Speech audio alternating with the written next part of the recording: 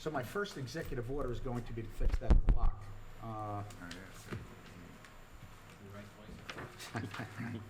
right.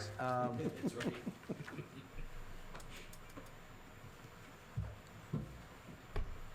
It's been a while. I forget what we do first. You read first, right? Megan, would you please read the statement of the presiding officer? In compliance with the Open Public Meetings Act of New Jersey, adequate notice of this meeting, specifically the time, date, and public call-in information were electronically, that was electronically sent to the Echo Sentinel and posted on the Township website. The agenda and public handouts for this meeting can be viewed online at www.longhillnj.gov. Public comment period will be held in the order it is listed on the meeting agenda. Thank you, Megan. I'd like to call the June 9th, 2021 in-person meeting of the Township Committee of Long Hill to order. Would everybody please rise and join me in the Pledge of Allegiance? I pledge allegiance to the flag of the United States of America and to the republic for which it stands, one nation, under God, indivisible, with liberty and justice for all.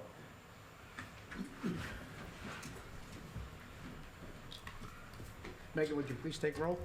Committeeman Dorsi? Here. Committeeman Lavender? Here. Committeeman Verlizza? Present. Deputy Mayor Ray? Present. Mayor Paserchia?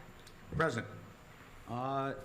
Item number 4 on everyone's agenda, Ordinance 475-21, first reading introduction, an ordinance adding gas-powered landscaping equipment to the Township Noise Ordinance and supplementing and amending Chapter 3 of the Township Code entitled Police Regulations. Jack, did you want to just give us a brief context of this? Sure, Mayor. We currently have a noise ordinance which prohibits the operation of construction equipment between the hours of 8 p.m. and 7 a.m. And now what this ordinance does is it adds gas-powered landscaping equipment, including leaf blowers, to those same time limits. Thank you, Jack. So any questions, comments from the Township Committee?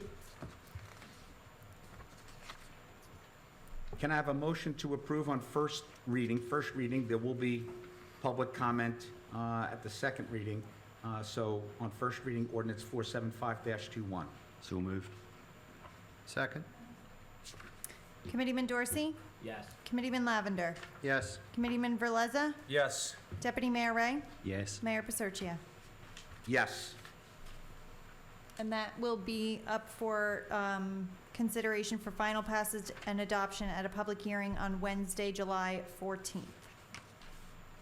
Thank you, Megan. And I do apologize. I skipped something I wanted to do at the very beginning of this meeting, and I got so excited we were in person, I forgot to do so. I want to thank a few people, and especially Deputy Mayor Ray. Last year, when the COVID task force was proposed by then Mayor Ray, he didn't get a lot of support from essentially anyone, is my recollection, that it was a good idea. I certainly did not support it because I thought it might be a bit of an overreaction. But Brendan persisted, and he formed the COVID-19 task force. And he had lukewarm support when he did it.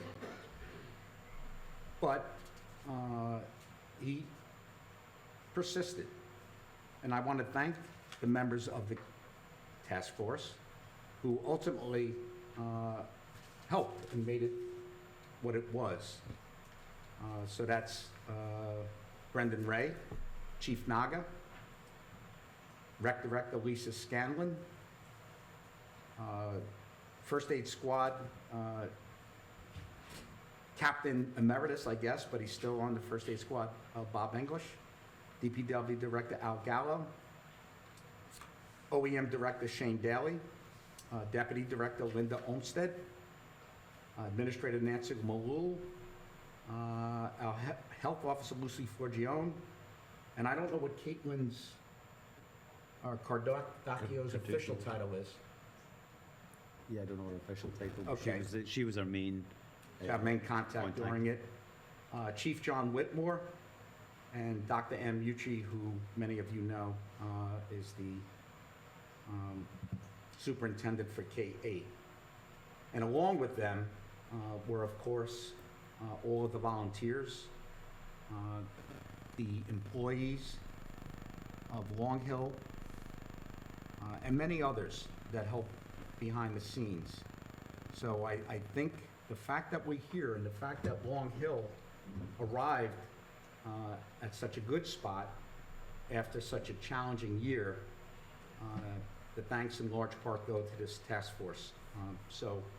I want to thank Brendan Ray. I want to thank the folks that I just mentioned, and frankly, all the employees and all of the volunteers.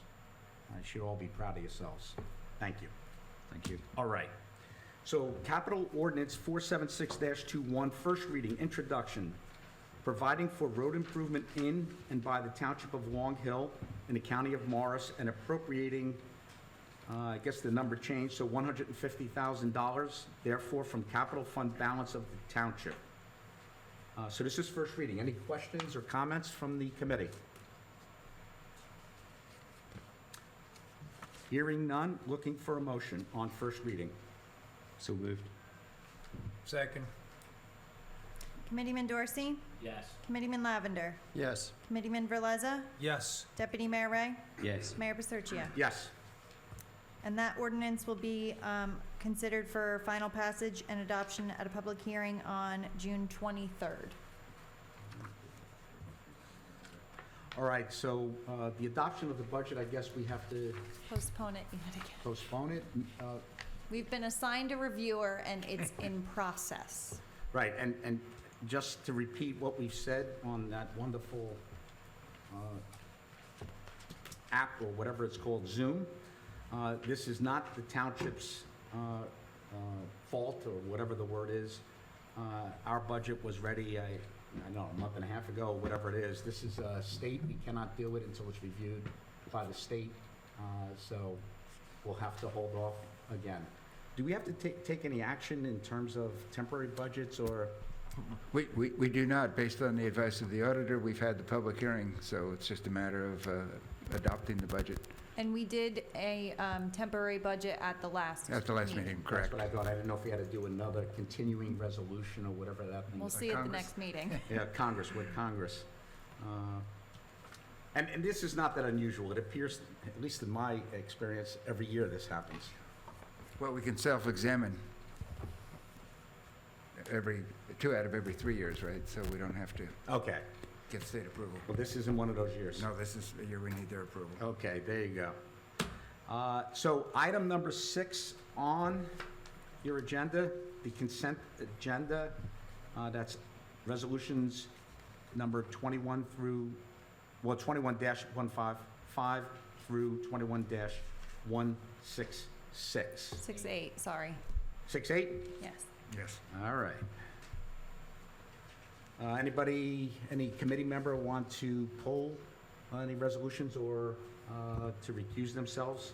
Yeah, for familial relations, I have to recuse myself from 159, 165, and 166. And I need to abstain from 21-157. 157, okay. So what I'm looking for at this point is a motion for resolution 21-155 through 21-168 with Brendan abstaining on 157 and Matt abstaining on 159, 165, and 166. So moved. Second. Committeeman Dorsi, Yes. Committeeman Lavender, Yes. Committeeman Verlizza, Yes. Deputy Mayor Ray, Yes. Mayor Paserchia. Okay, so let's go to the liaison reports, and I know Vic has been waiting patiently to do one in person. So we're all excited for this. I am. The police liaison report for June 9th, 2021 is as follows. Community policing and proactive residential radar post, 780. Motor vehicle stops year to date, 736. Arrest incidents year to date, 15. And actual subjects, adults and juveniles arrested is 12. Major incidents, we have none to report. And we do have something to report on community policing. Members of the Long Hill Township Police Department will be partaking in the annual Law Enforcement Torch Run on Friday, June 11th, to benefit the Special Olympics. Please visit njtorchrun.org for further details and to support our local team of runners. And there are no special requests, and that concludes my liaison report. Thank you, Vic. Thank you. Scott, can we shoot to you? No report tonight. Gotcha. Matt? Yes. All right. DPW, please keep recycling. Our styrofoam program's doing very well, according to Al I spoke to about this morning. Don't forget, we have the cooking grease or oil you can put down there, plus all the other standard recycling. And I still see people putting out electronics for the garbage. Please just bring them down to DPW and put them on the table next to the dumpster out there. Mulch is sold out, so there's no more mulch deliveries after Friday, and all those people already paid. So great job getting rid of the mulch. It's been basically a month and it's gone. They did spread 170 yards of mulch in the last couple of weeks between all the parks at Cantor, Myersville Field, the lake, and getting ready for everything. They took down, well, actually last week they had an emergency and they cleared the roads and got the 4 trees out that were down and blocking the roads or obstructing the passage for cars and people during the storm. They're starting to do the roadside maintenance. I even noticed on my street they cut back a lot of the branches and weeds that were coming into the street. And now they're repairing the catch basins for the paving projects that are going to be starting up in the summer and into the fall. So that's going on to DPW. While we're here, I'd like to thank Matt Pacone, who's basically resigning his job because he got a new job for PSE&G, but he was a very good member of the team, and he was an enthusiastic and younger guy, so we need to recruit more people like that. Then we have the police and fire liaison. Keep the great job up, everybody. I know you got a lot of calls, especially during the storms, so thank everybody for volunteering their time and coming out because, as I said numerous times, if it's the 7th false alarm at Gillette School, you still have to go check it out, so I appreciate people going out there and doing it and getting out of bed or interrupting their day. CERT, we're looking for a fall pledge class for the fall 2021 IOTA pledge class. If you're interested in joining CERT, please contact Shayne Daly or the OEM office via email and or call. For anybody interested, it's a great program. They do a lot of work. Actually, along those lines, CERT, if you see if you're at the parade or at the fireworks on Saturday, they were finally able to get back out and do their thing in person. So thank you for all the people that volunteered from CERT to help out with traffic control for the parade and the fireworks. And while I'm on the topic of the fireworks, thank you to the Santori family and Garden State Fireworks, as usual, for donating the product and putting on a great show that everybody enjoys every year. So thank you, Garden State Fireworks. And finally, JCP&L on Thursday, they did something at the county with local OEM, participated in a BPU meeting, and they reported on restoration service, I'll stop there, and improved messaging for customers during outages, which again, I will stop and reserve comments. So thank you. Thank you, Matt. Thank Hey, you, Mayor, can you circle back to me? I did forget one thing. Okay. Mr. Scott? So it's kind of in the consent agenda resolutions, but I wanted to raise attention, Danielle McAleer, who is a recreation assistant, and been with us a while. Her last day is this Friday. She's gotten a promotion in another town, a great opportunity for you, but we're very sad to see her go. And so, you know, I just wanted to raise attention to the fabulous job she's done and wish her all the best in, you know, her next move. Thank you, Scott. I think I speak for everybody on the committee. We agree.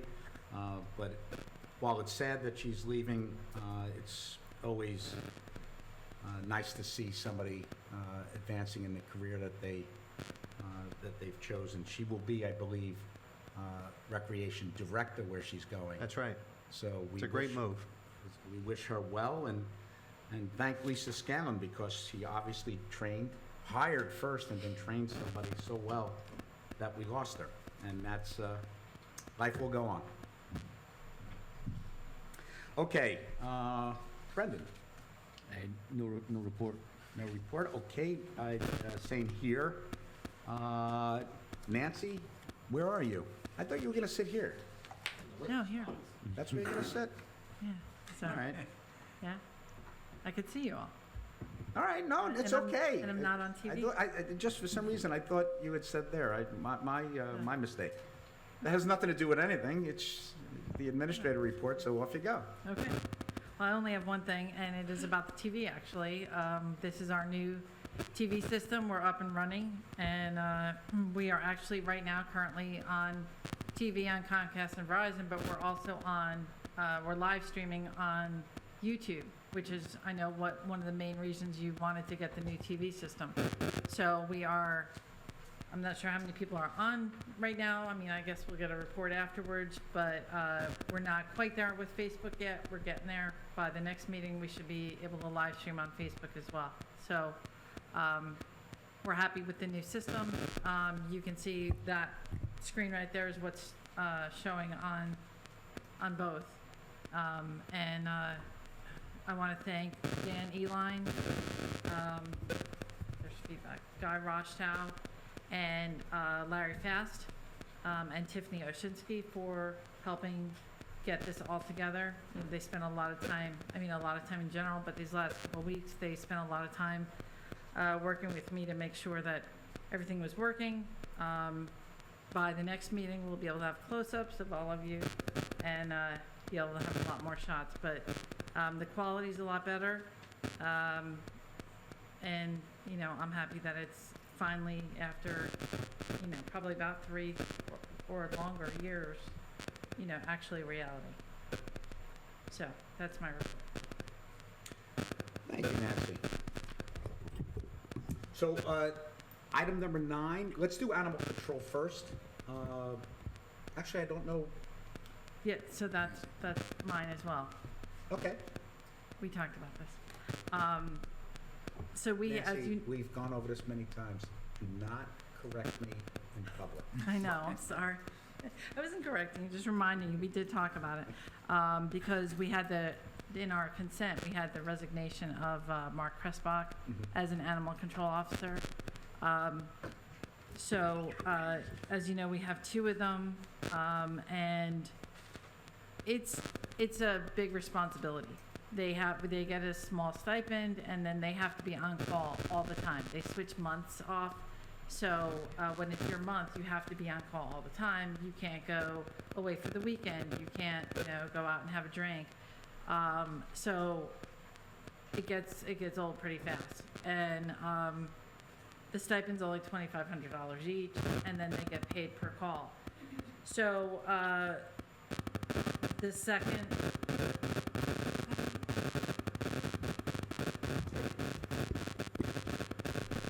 I don't think it's me, so I put mine on you. I still hear it. Someone's phone?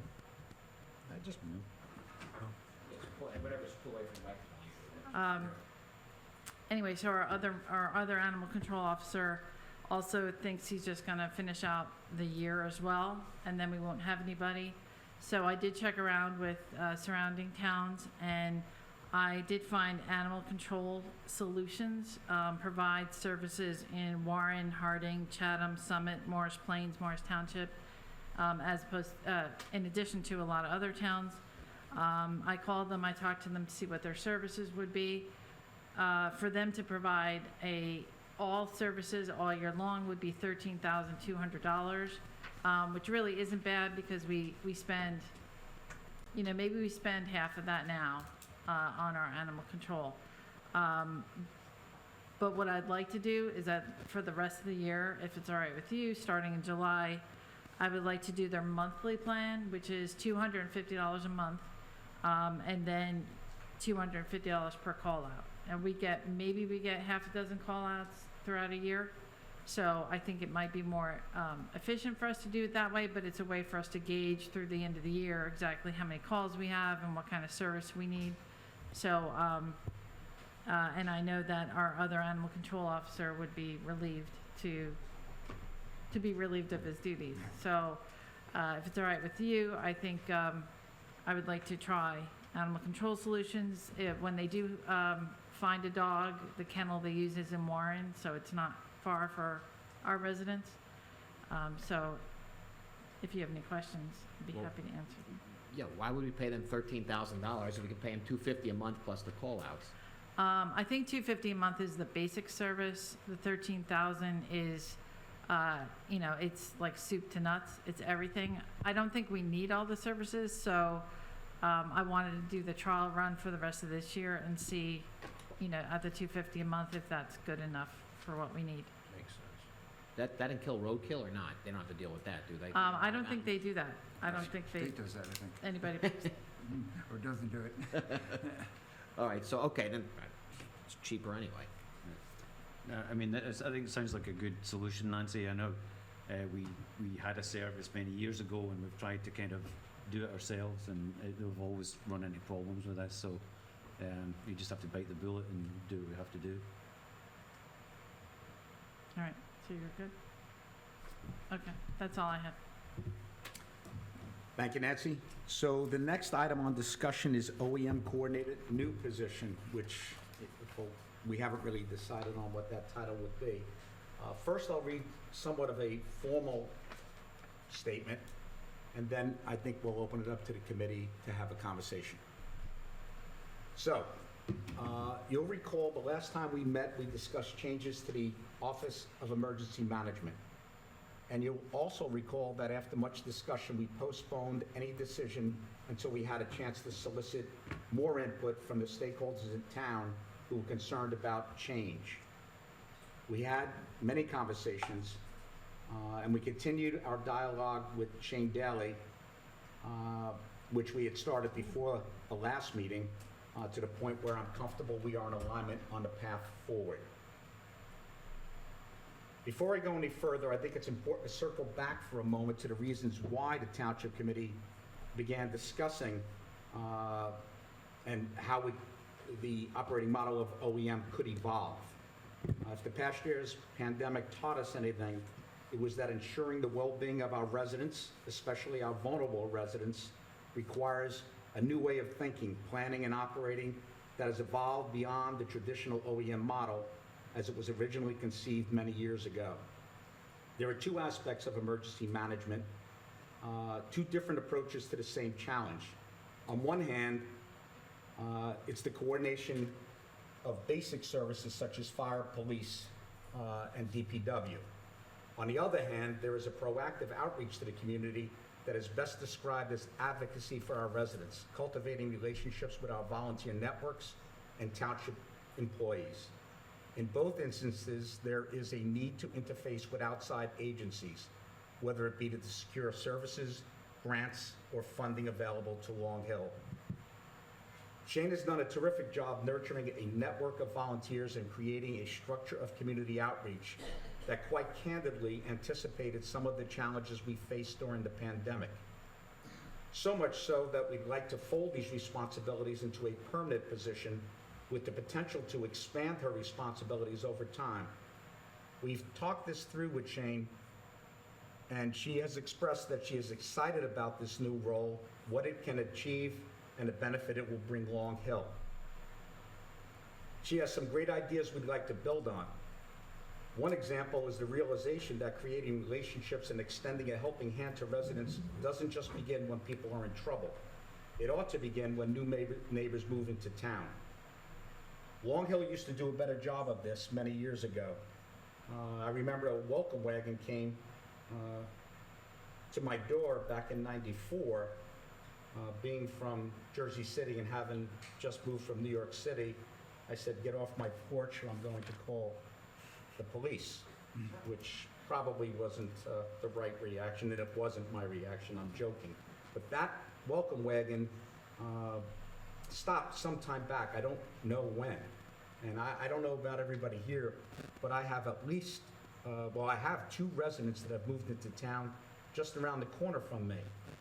So I would love for that program to begin again. This is something the town needs to improve upon. The pandemic will accelerate the arrival of new residents in town, and these new neighbors will benefit from real relationships with real people within real social organizations, not just hearing from disembodied voices on social media who may or may not even live in town. I'm personally excited about this idea because it will create an environment where true community spirit can flourish against the headwinds of social isolation. And how fitting it is to have this conversation today, the first time in over a year that we have been allowed to hold a township committee meeting in person. This is where Long Hill lives, the real Long Hill, in this room and in those volunteer groups, and in the meeting rooms throughout the town, not sequestered at home in front of computer screens on Facebook, Instagram, and Zoom. I spoke with our county OEM liaison, actually the OEM county coordinator, about what we're trying to accomplish. And the guidance I received is that as long as we are working diligently towards a solution, we can proceed forward with the pending 3-year coordinator appointment temporarily on hold. During this interim period, we will work with Shayne and her team. And I should have mentioned earlier, when I met with Shayne, I also met with Linda Olmsted, a trusted deputy, to ensure we arrive at a structure that preserves what OEM currently does, along with the people who do it, while enhancing and adding both our incident management capabilities and the social aspects we envision being performed within the new role we've discussed. So what I'd like to do now, and we could be a little bit less formal than that, I just wanted to make that statement because the last meeting, I think there was a lot of confusion, and perhaps we could have handled it a little bit differently, but these conversations started well before the last meeting. So a lot of thought was put into this, and now I'll open it up to the committee, whoever wants to join in. No, I thank you, Mayor. I just want to clear the record here. The conversations that you alluded to started in late April, and they then proceeded quite diligently. We put together we as a committee came to the agreement that a 25-hour-a-week, $32,000 a year OEM was not really justified in a town the size of Long Hill. And when we looked at the duties of the OEM, I speak on behalf of everybody, we came to the conclusion that the social outreach, so-called vulnerable populations, those were the most important aspects of the job that OEM in Long Hill had evolved into. And for me, this is not for 1 minute discussion Shayne's performance, because we've worked flawlessly together through all the time that I've been on the committee. But working within the framework of OEM, which is of itself, you've got your local OEM coordinator, there's a county, there's a state, and that leads up into the federal system, and you're really kind of one cog in a very big organisation that's really meant for long-term emergencies that last longer than a day or two. Or that's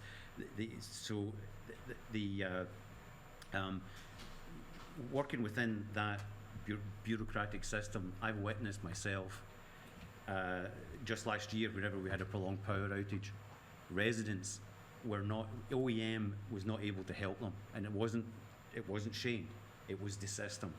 And so residents had to step up and actually provide assistance to those to those individuals. And then it was the police. The police officers actually came and using their own buying gasoline that from their own money. They also helped that individual or those individuals. And then just this year, it's also come to my attention that we have people here. This isn't Los Angeles. It's not a major city. People are sleeping in their cars. They're actually living in their cars. Why? Because they've been evicted, and we have no ability to at least give those individuals a helping hand. And whenever Guy and I met with Shayne the Friday before the last meeting, I discussed that, and Shayne was aware of that individual, but again, not because OEM, Shayne as a coordinator, couldn't help. There was only certain help that that she could actually provide within the bureaucracy of OEM. Those individuals aren't getting any help, and they're there. They're out there, and so I thought I discussed this at the last meeting because this is something that I'm very passionate about. We met with Guy and I met with Shayne, as I say, the Friday before the last meeting, and we discussed the rationale for splitting the two positions, and why we wanted her to be that individual who takes on this job, which at the moment is in many ways a blank sheet of paper, and we wanted her to be the one to really fulfill our wishes as far as helping people who are falling through the cracks in society, and they're being left by the current bureaucratic OEM system. And so I just wanted to clear the record, I think, which has become a bit muddled at the moment. I'm happy that in the time that has elapsed since the last meeting, the conversations have taken place, and you've just reported them today, Guy, that this is a position that Shayne is indeed interested in moving forward with. And I think I'm also happy that I am a big supporter of the OEM function. However, I'm not a fan of what has become in this town, and I think it's time we rationalised it. The sort of two areas, and this, the way that we've done it, I think is going to be something that's very good for the community, and in particular vulnerable populations. Because I mean, the last thing I'll say is that, as far as I'm concerned and the way I look at life, you're one piece of bad news away from being vulnerable, and whenever that happens, you're alone. And what, in a caring community like Long Hill, we should be able to at least provide a helping hand to you, even if it's no more than a sympathetic ear and some kind of a guidance to help you through the system, which is often not very friendly to you, and that's the genesis of certainly from the way I look at it. That's the genesis of this step that we've taken. I'm very happy that we have, and I'm very happy that Shayne has decided to embrace the new position. Thank you, Mayor. Thank you, Deputy Mayor Ray. And the only thing I would add to that is, that Facebook is always charming, but Shayne was always to remain an employee of Long Hill Township.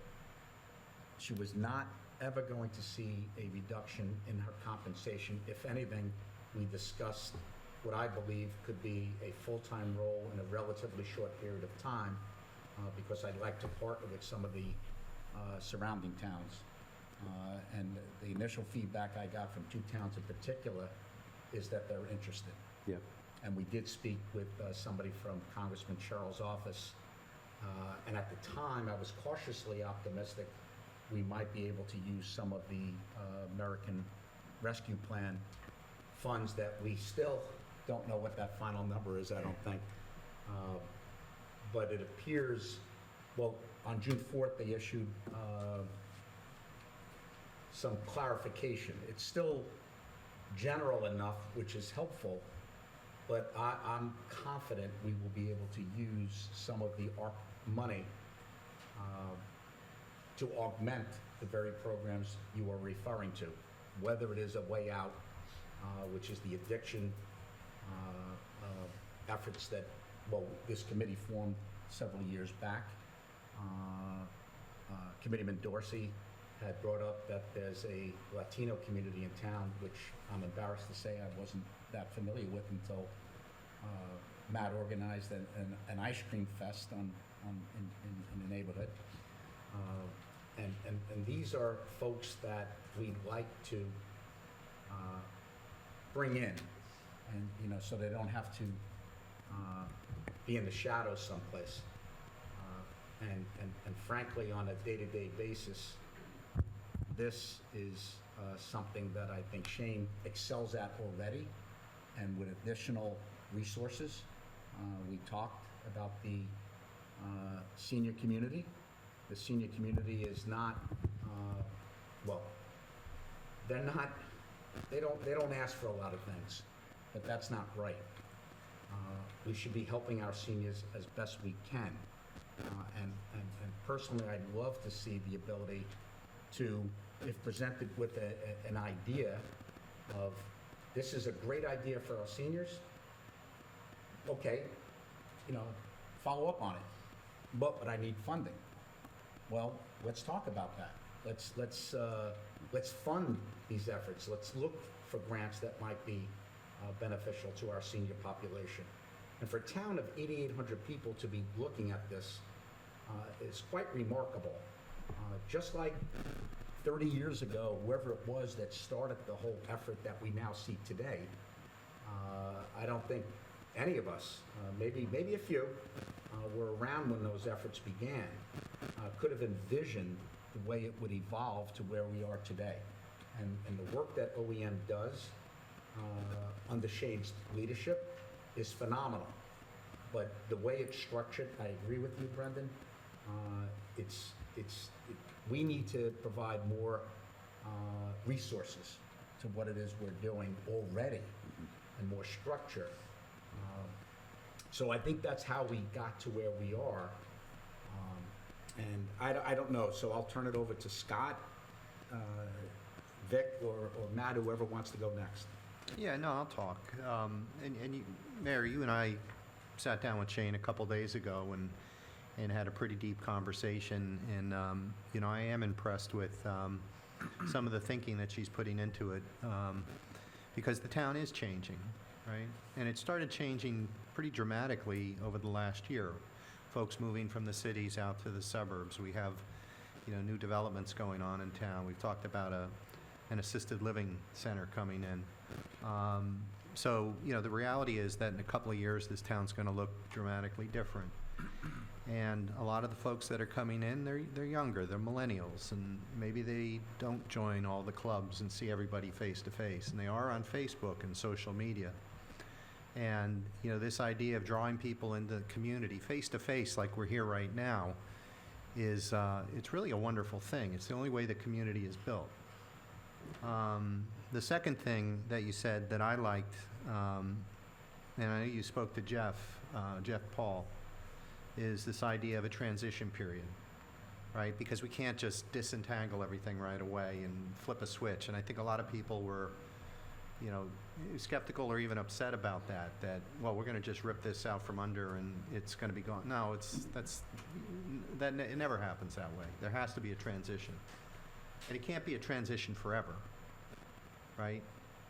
The transition has to start and it's got to end, but it does have to make sense and be sensitive to the work that's going on, the FEMA grants that are in application right now, you know, that all the stakeholders are communicated with. So, you know, I like what you said there because, and I think you probably want to reiterate it to folks as well, that the transition is not going to be a painful thing.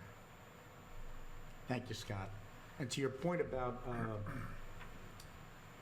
assisted living or that, you know, just coincidentally, there was and most people in town don't even realize this, we opened up a second group home up on Long Hill Road, and several volunteers were there. I was there as well. This is the second home that has been opened in Long Hill Township, working with a nonprofit called Community Options.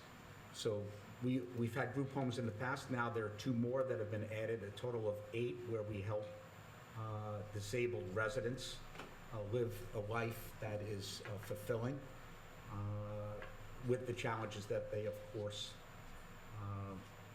face. And this committee has discussed this previously, although it may have been an exec, of working with this organization going forward with possibly another 25, well, it depends on, the breakdown of what a particular home would be, units over the next 5 years or so. So that, to your point about a changing need in Long Hill, this is a perfect example. And these folks have proven over the last 5 years, they are wonderful to work with. They are great neighbors. Well, you know what they say in hockey, you got to shoot to where the puck is going to be, right? And we're going to have to deal with this down the line. So it's best to get the infrastructure, the system in place now, and I think it's fabulous. Thank you, Scott. Vic? I think the new position plays right into Shayne's strengths. I think that she's going to excel at the position. I believe it's a great thing for the community. The added services, I think, are very much needed. And I think over time, other neighboring municipalities are going to catch on and going to probably see a need for this type of service also. Yeah, and Vic, thank you so much. And this is going to sound pretentious, and I certainly don't mean it to sound pretentious. And, I do not appreciate the snarky giggle that came from my right, actually from both of you. With a team. Mute them. So I work very closely with the County League of Municipalities. I'm the president of that, and I'm also on the board of the New Jersey League of Municipalities. And I've discussed this with both organizations. And I was on a call today with the league as well. In fact, this is coincidental. I didn't even realize I brought this out with me. This is the New Jersey League. I honestly did not. League magazine. Okay. The first thing The I want to centerfold do, this and I've month. discussed this with Shayne, I want to write an article with the assistance of someone as well that is titled something like Long Hill Township leads the way again in community services, or whatever that title will be. And I would happy to work with Shayne and a ghostwriter. And I'm pretty certain it would end up on the front cover of this magazine, which goes to all 565 towns, every elected official throughout the state. And I look forward to being able to brag, and that's what we will be doing. Long Hill Township leads the way again. We could talk about how CERT was formed, how MRC was formed, and now we are, evolving into something even better.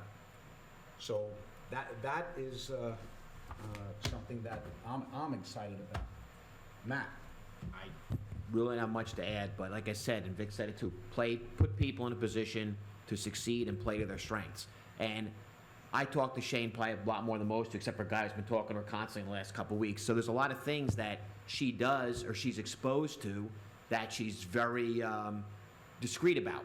And there's people in town that need services that think we live in Long Hill, that they don't exist. Yes, there are people that have drug addictions here.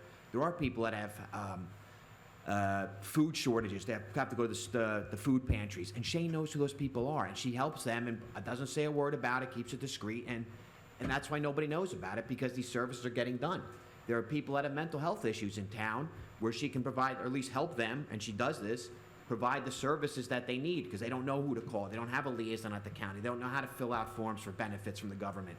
And this is a big, big thing that's going to help so many people in town. So it's not only good for Shayne, and I don't want to put her down, I think it's great for the people in town even more. So I'm 100% behind this, and I think, as Guy said, it's going to blow up into something much bigger. And we had a conversation the other day. She says, it'd be great if I could have a card so I can hand out to people. It says my name, my contact information, whatever the title may be, whatever it is, so people know, hey, if there's a problem, call her. And and I think it's really going to grow, because word of mouth, the internet, things like that, you're going to get a lot more calls than you think you do. And many of the things she told me that she volunteers and does that she doesn't get paid for, well, now she's going to get paid for them.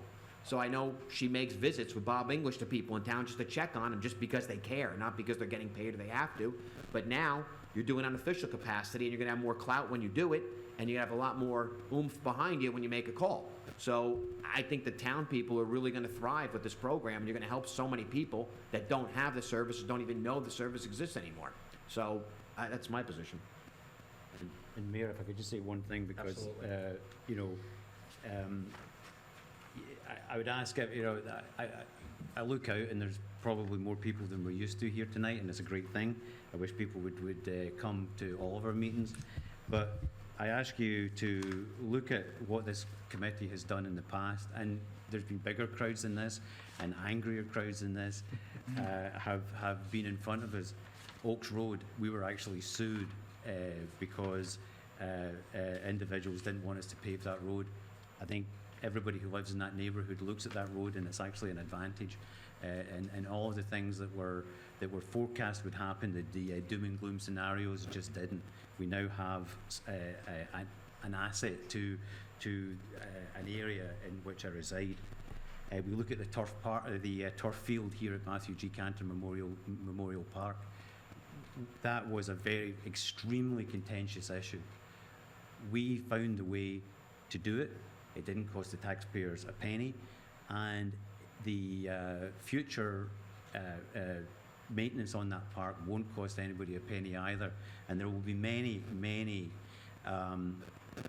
college level athletes who come from Long Hill, thank the town for having started off their careers on that field, and who knows, maybe even some professional athletes. The next thing is the sewer sale, another incredibly contentious issue that took us 2 referendums. Again, we made the right decision, we held true, and we have come out the other side of that in a much better position. And so I ask everyone here to have confidence. This is where we are taking on a brand new problem here, and we're tackling it head on. And I do believe that with the in the future, we actually will be a leader in New Jersey in this particular area, and we will have other towns want to share the service with us. But more importantly, OEM is still going to be the exact same. It's going to be the exact same organisation that it is right now. Whenever you pick up the phone and call fire. Fire's going to be there. Police are going to be there. They respond to every emergency. The squad, they're going to be there. OEM has no role there in those particular types of emergency. But when we have a long-term emergency and we need coordination of assets coming in from the state or the county or federal, and when we need to have reimbursement, we're going to still get that. That's still going to be there. And so really we're getting the best of both worlds here. Thanks, Mayor. Thank you, Brendan. And just to add one thing about the turf field, not one Long Hill athlete in any recreation program pays a penny to use that field. I don't know of any town with a complex like that where the rec organizations don't pay to use it, some sort of rental fee. Not a penny has been paid by any rec program here in town. Okay, so, and we will get to the meeting open to the public, but old and new business. Seeing none or hearing none, just a couple of announcements. June 6th was the 77th anniversary of D-Day. Everybody's busy, and we often forget this, but let's not forget those who served and those who continue to serve. The lives we enjoy are because of them, so please keep that in mind. New Jersey Senior Olympic Games on September 10th, 11th, and 12th. They were canceled last year. They're returning. Do you remember what town that is? Woodbridge. Is it Woodbridge? Okay. We've already sent it to our seniors, Yes. and hopefully we can win some medals. I thought there was no other announcement. Any announcements? We have the coin toss. We have another meeting before that, but the Millington Fire coin toss, was it the 26th, Brendan? 26, yeah. 26, so if you don't want to use the Autobahn Superhighway that is now Oaks Road, you can go through the four-lane stop and donate money to the local Millington Fire Department while they're out there. So please stop by on, or detour that way on June 26th and help support Millington Fire. Mayor, if I just, Matt Sure, reminded me, absolutely. Another announcement, Father's Day is coming up, and any father would just love a delicious cup of coffee. And Millington and Stirling Fire companies, the Long Hill Fire Department, are now selling Long Hill Fire coffee. It comes from World of Coffee in Stirling, so it's local, and it's very sort of very, very good cup of coffee. Where do we get it? Yeah, where can How do we get it? Where can residents find this coffee that you speak of? Well, now you ask. It's available on the Stirling and Millington Fire Facebooks. It's also available in the library, just across the road here, and at the Millington Cafe in Millington. So it's widely available. And no joke, it's outstanding coffee. I'm not a coffee drinker, but my family loves it. Yeah, So- it really is. In fact, everybody here, I think, is a volunteer. You all received, I think, was it excellent? You don't drink, I don't drink coffee either. But I'm told by coffee drinkers it's excellent. And I guess, any other announcements? I could swear. Matt already thanked the, oh, yes. Yes, this is very important. Our dear friend, Mr. Chuck Arenowitz, who, this is good news, who has been, politely asking us to open town hall and hold township committee meetings in public for some time now. The reason he's not here this evening is he's celebrating, did he say his 50th? 50th. His 50th? Oh, it was his 50th. His 50th wedding anniversary. So Chuck, if you happen to have signed on, first off, I hope your wife hits you in the head if you signed on. But happy anniversary, Chuck. We love you. We love your wife. And many more to you. Thank you for reminding me, Brendan. At this point, I think I'd like to open up the meeting to the public to discuss any issue, but I think most people here tonight might be here for one particular topic.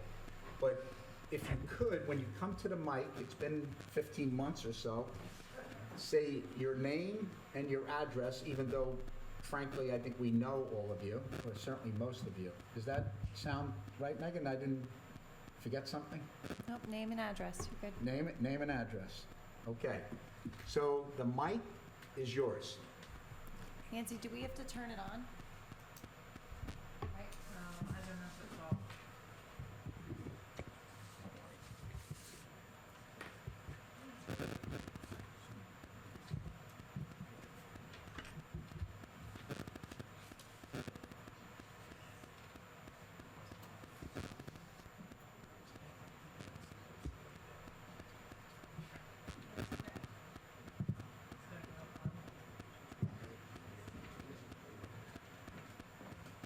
If not, do any of the mics work on the desks in front of us?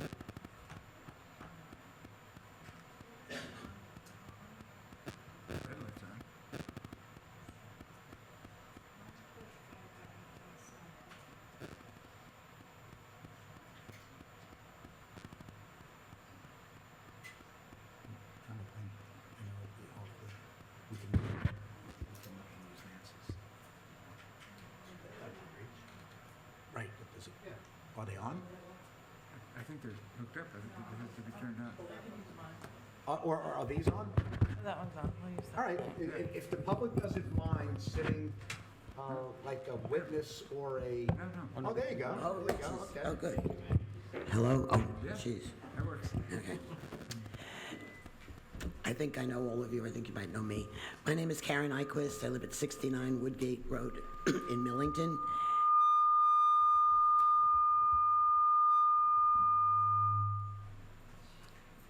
Maybe it's because I'm too close. Thank you, Megan. I'm a 32-year resident of Long Hill, and I've been a member of CERT for over 2.5 years. Some of the things that you've said in your open discussion kind of negates some of the things that I haven't, I wrote it out. But what I wanted to, one thing that I am concerned about is, I read the article in the Echo several times, and to me it seemed like, number one, there wasn't an agreement among the committee members about what the function should be. And there wasn't really an understanding of what the function of the OEM was, as well as what was wanted in the new position. Now, what is encouraging is that you said you spent time with the people who were in the know, who were in the organization structure of the OEM.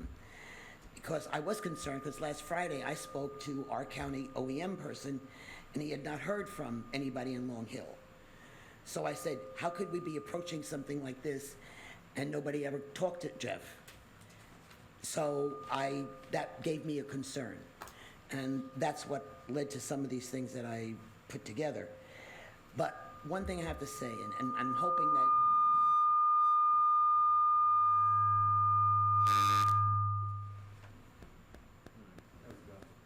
Sorry, Karen, I honestly don't know what's causing that. Do you have your cell phone in your pocket or nope. something? No, I don't even have my cell phone with me. Unbelievably, I don't know why, but I don't have it with me at all. The microphone turned on. Okay. Sorry, Karen, proceed, and if it No. starts again, we'll Okay, just hold and off for a like second. I said, I'm encouraged because you did do some discussion, but I still get the impression that there's not an understanding of all that goes into making something happen and the OEM forces to be mobilized. And again, I'm hoping, discussions with Shayne, and Linda have taken place.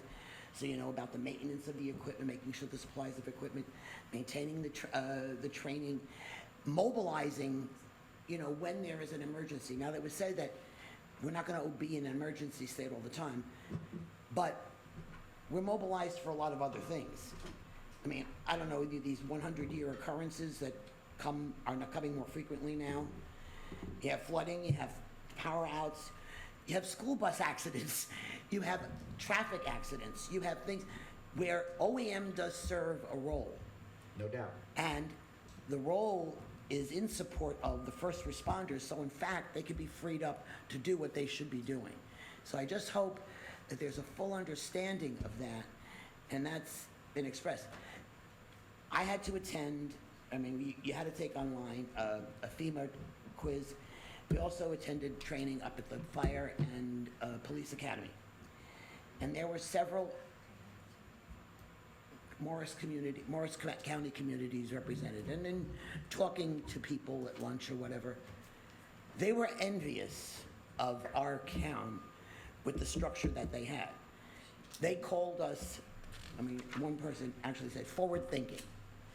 One thing I don't want to do is have a step back.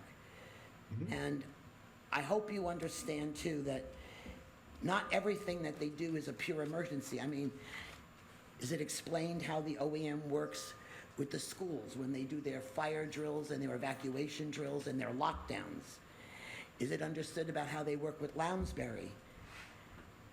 And, with the tenants who are physically compromised and how they work with the rescue units to make sure that the tenants are, they identify who is mobily compromised, who's on oxygen, et cetera. I'm on that board for Lounsbury, and in the past 18 months, we've only had 1 month where we haven't had a turnover. There's a turnover every month. That's the that's the type of population that it is. So there's a constant need for an interface to maintain the information that's needed by the emergency services to handle what goes on in Lounsbury. So there's just a lot of things that I'm hoping, and I guess I'm encouraged because you did say you were discussing with people, that you really come to understand what goes on in the OEM. And I'm just gonna use this example. You gentlemen are all volunteers, and you're sitting here, and we see a few things. We see the resolutions, we see, you make some comments, but you know that there's much work that goes behind the scenes to get you to the point to be able to do what you do here when you're sitting here. That's the same thing with the OEM. There's a lot of work that goes behind the scenes to get it to the point where you see the things that take place, whether it be simple traffic control at the fireworks on Saturday, or something dealing with a more major occurrence such as, power outages, or having Millington School mobilized to be a shelter. So, those are things that OAM does. Please do not lose sight of all of those things. Mr. Mayor, can I respond? Yeah, you can. I wrote down some things, so Yeah. you go first, and then I have a few others. Yeah, Karen, Actually, just one thing. First off, Karen, thank you for your volunteer service to this town. You don't just volunteer on CERT. You've been a longtime member of the school board, and I have to say, that's not a volunteer role that I envy, because I think the emotions at school board meetings are significantly higher than they are in a township committee meeting, so I thank you. Depends on the committee meeting subject. I know. All right, Scott, sorry. Yeah, no, I just wanted to acknowledge your concern there. And yeah, there's a lot of work that has to be done in terms of figuring out a transition, because it's not just moving from one known state to another. There's going to be some things along the way that we don't know yet what bucket they wind up in, right? And this is the conversation that the guy and I had with Shayne a couple of days ago, and why we want to move carefully on this. And I think you'll notice we didn't define necessarily what that transition period is going to be, just that it has to occur. Because of everything you said, fully aware, there's so much stuff behind the curtains that we don't know about. I'll give you an example. Shayne and I have been talking since then. She just left me a stack of stuff in my mailbox, right? I didn't get to my mailbox because my day job got in the way. I came right here. But we're doing our homework on it too, right? Now, we're not proud of that last meeting, right? That wasn't a good meeting. A couple of reasons why. We had a power failure, right? We're all struggling to get on the internet. It's on Zoom. We're struggling. It was a very awkward meeting because it was a personnel meeting being held in public. I don't think you've ever done a personnel meeting in public like that. Not many. And you can imagine that that's difficult for us as well, because you don't know where that's going to go. And plus, we didn't do a good job communicating out to the stakeholders prior. Now, we've been playing catch-up, right? And I hope people recognize that and will continue to. But, we're still consistent with the original idea that there is this bifurcation. That's a good thing. We just need to kind of be sensitive as to how it happens and the steps that are taken along the way. So, I just wanted to kind of give you confidence in the fact that we'll get this back on the right path. Okay, so when you do split it up, what I like to do when something comes and you're looking for a change, there are things that work very well right now. They really are. And those are the things you don't mess with. You don't want, Yeah. exactly. And there are some things obviously that can be improved, and so it's, like I said, I'm encouraged because you did say you were discussing it with the people in the know. I had concerns because as I said, I learned last Friday, or at least that's what I was told by Jeff, that nobody from Long Hill had contacted him, and I would have thought if you're discussing a change in the OEM, you would want to talk to the county, person in charge. So, anyway, that's... Can I just address that? I'm surprised, maybe there was miscommunication between what Jeff said and your conversation with him. In fact, Jeff and I had discussed this. And I knew you had called, and he asked me, did I want to call you, or should Jeff return your call? And I suggested that Jeff return your call. So Jeff and I have spoken several times, so I don't know what happened there in the disconnect. Well, he never called me. He didn't call you, he was supposed to. Well, he never did. And Okay, when that I talked to- apologize for. And then I'm surprised he called you because I said, well, don't worry about it because I'll talk to him. Really? So I guess everybody was going around. Right, Anyway. and I do want to address something that Scott said. It's unfortunate, this whole process that you have to go through from a legal perspective, et cetera. Shayne's aware, we tried to meet maybe a month and a half earlier because of scheduling, it didn't work out. A lot of thought, and I think Brendan mentioned it earlier, the list that I believe is on the township website now, I don't know, that list was compiled, kind of like, an idea here, an idea there. So a lot of thought went into this. This wasn't done, last second.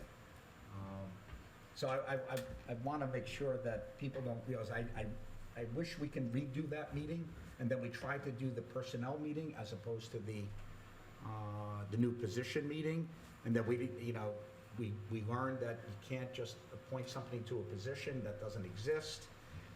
So if we can have a do-over, I think we would. But hopefully, I think those that were, I'm not saying everybody's going to be happy, change is never, perfect. But I think it's important to us that people realize that a lot of thought went into this. And I do think the position, what I said the last meeting, I think this position is more important. We can have it where everything that already reports, as you refer to, whether it's CERT, et cetera, could still report into one section. MRC, I apologize, I forgot that. And the main thing on the other part, whether it's police, fire, et cetera, is in that bucket. But we'll have to discuss that, and we'll discuss it with Shayne and her team, because as Scott pointed out, we're looking to a transition, not an abrupt change. So we'll learn. Scott's about to learn. I think I'm probably a little bit more familiar with what goes on the OEM side. Shayne and I have worked very closely together since Sandy. In fact, the alert system that is currently used was started when Shayne and I don't know why we met in the senior parking lot, but we did, and it was in the rain. And that's where we kind of flushed that out, so to speak. I guess it was during Sandy, maybe that's not the best word. So we do work closely together, and we have enormous respect for what Shayne and the team does, whether it's CERT or MRC, all of which do it, by the way, quietly, as Brendan said, behind the scenes, no fanfare, no Facebook posts saying, we worked at the Little League this week, or we went up to the vaccine center and on our personal time volunteered. Nobody ever says that. So we'll take this opportunity to thank you. And you're probably annoyed that I thank you in public, because that's not why you do what you do. I'm not taking it as me, I'm taking it as all of CERT. But it's not why you do what you It's do. the 80, it's the 80-plus volunteers. Yep, I hear you. But thank you, Karen. I do appreciate it. I want to thank you all for your service, and please stay safe. Thank you. Back at you. Thank you.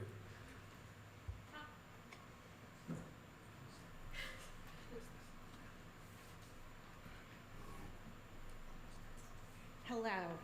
I'm sorry, say that again? I said, can I come up? You most certainly can. Thank you. Hi.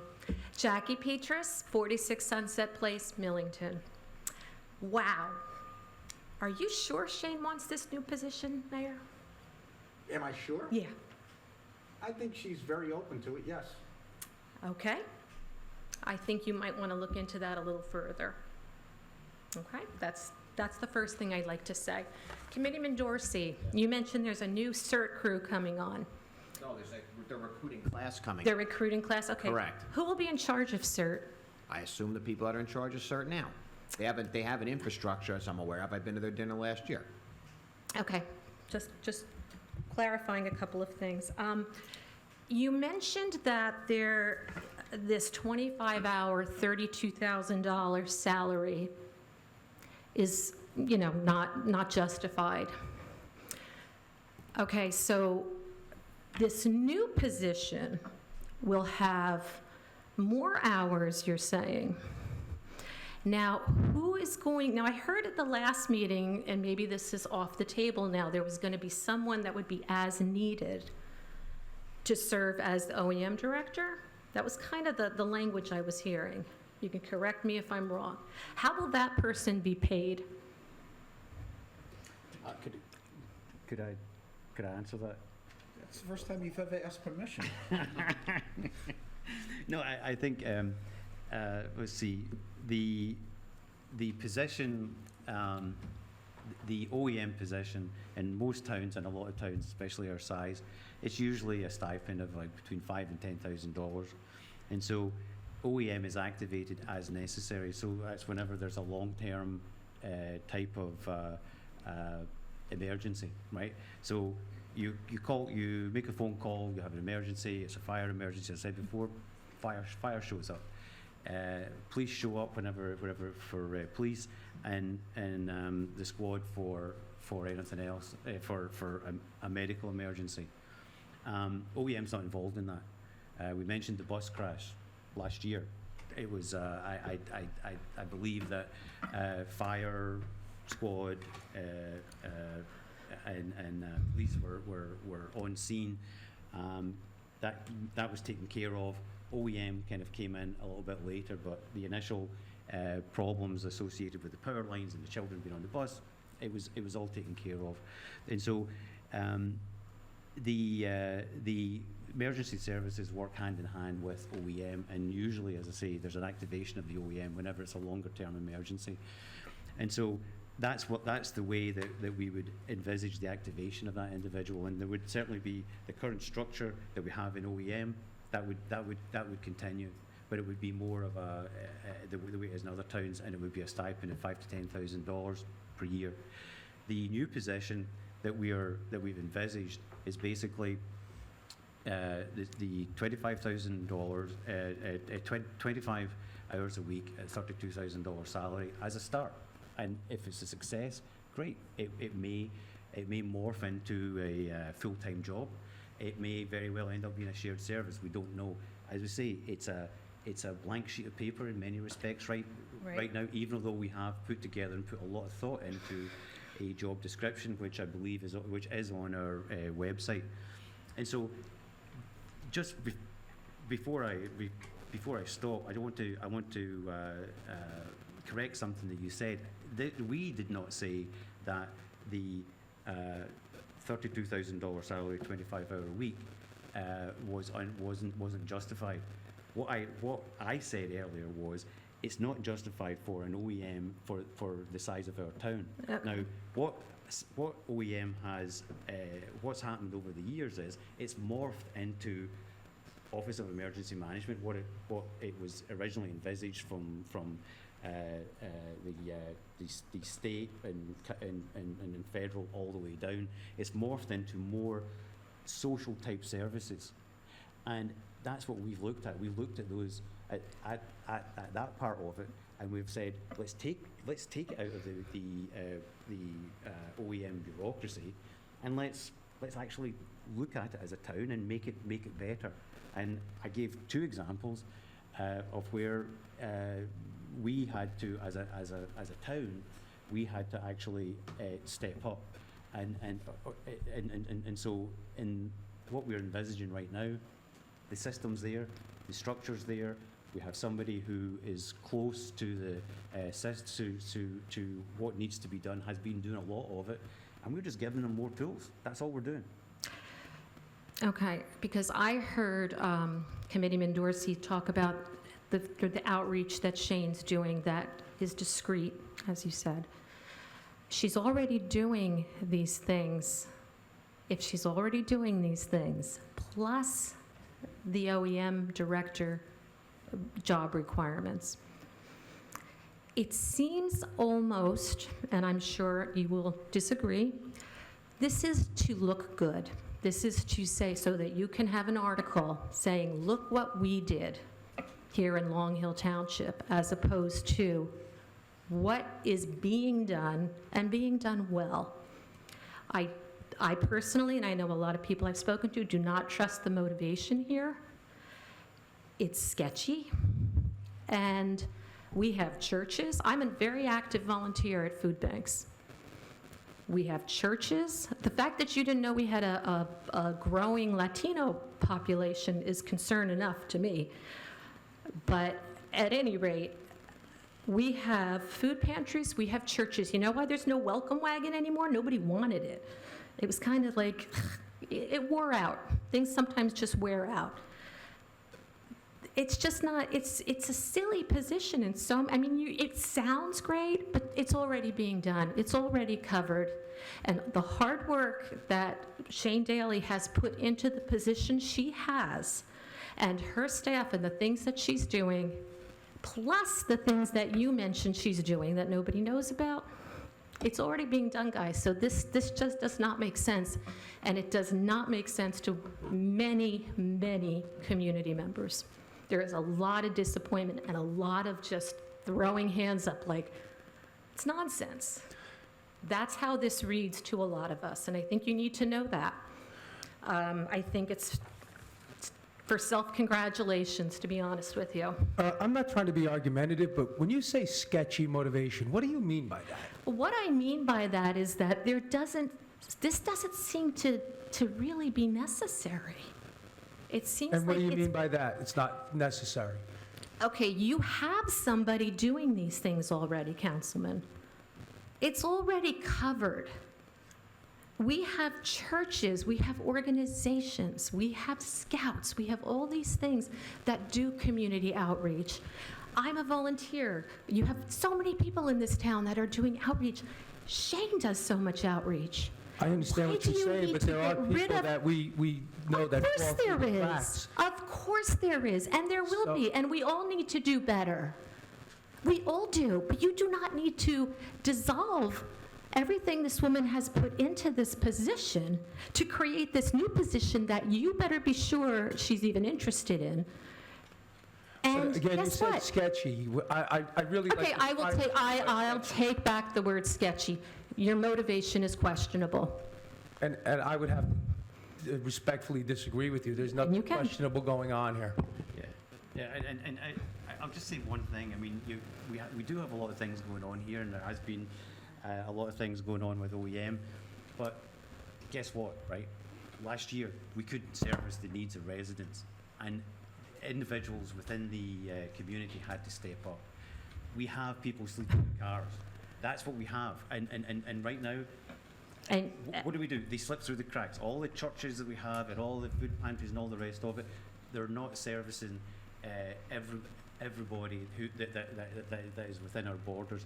And so what we're doing with this position is we actually created the position so that we can coordinate all of those efforts that are happening within the community and make things actually work potentially for everybody. So we're actually augmenting all these great efforts and all these that you're already part of. That's what we're doing. And when you say, you take back the word sketchy and then it becomes questionable, what does that mean? I still am somewhat of a loss whenever because I think as a public, as a person from the public and speaking to a lot of other people, we don't understand your reasoning behind this. And I think I'll let other people speak because we've all spoken, and we all, say basically the same thing. This is kind of, you're saying it's great, you're saying Shayne's gonna be great for it, you're saying all the right things. But to be truthful, like you said, you guys, we're all back there kind of laughing because you've said the things that we're saying. You're saying, oh, she does this and she does that and she does that for 25 hours a week at $32,000, and you're going to take that away, all her efforts to make this new position? How are we taking it away? We're putting it from one bucket into another bucket. We're building you another are, bucket Scott, with emergency services. But you have to decide. So the whole safety and all the things that Shayne's doing, that they're not necessary anymore? So it's just reaching out to vulnerable populations? That's what you're substituting? No, that's not what we're saying. Not what we're saying. We're augmenting it with additional emergency services coordination. We're taking stuff from one bucket and put it into another bucket. We're taking a 3-year appointment that expires, and we're creating a full-time role. This is a very good thing. I don't think that's what now it's a full-time role? That's the objective. That's the objective. That's the objective. It's the same hours. Look, you want to make it a political thing? We can make it a political thing, but it's not. I don't This want is to to make help it a the- political thing at all. You can think that. You're my neighbor. You know where I stand. I know where you stand. It's not a political thing. I beg to differ. You can. You guys are wrong on this one. And I know you like to think, well, your decisions have been just ducky, and everything's been great that you guys have decided. Okay, this one's not great, and I think you're going to regret it. Okay, and all we ask you to do is trust us. We'll That's not happening this time, guys. we'll run on a record. That's not happening. I'm Kevin Liu. My address is number 7 Shamrock Court, Millington. I've been a resident since 1994. I'm the original owner of my house. And I'm a professor at Stevens Institute of Technology in Hoboken. And I take an early train, 4:51 train to Hoboken during the pandemic because I teach hybrid courses. So I want to make my point very short and very clear. FEMA has been evolving. Last year, during the COVID-19, and the CERT never rest. There are many activation going on, including training. I'm an educator, so I watch my email address, my email box from FEMA. FEMA sends us almost weekly about the training for the CERT members. That is very different from what the traditional OEM, because our environment's evolving, it's changing, the climate change, and so CERT is always in for preparedness. And if you can look at my mailbox, I have CERT and also FEMA emails all the time. And last year, I actually enrolled in training, like for mental health.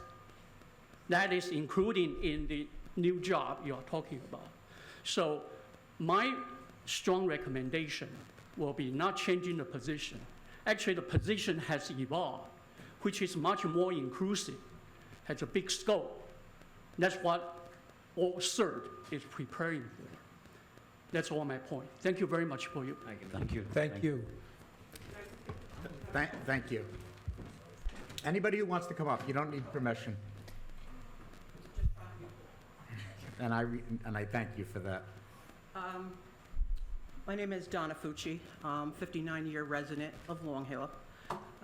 Been on CERT the last 11 years, past 3 as their communications coordinator.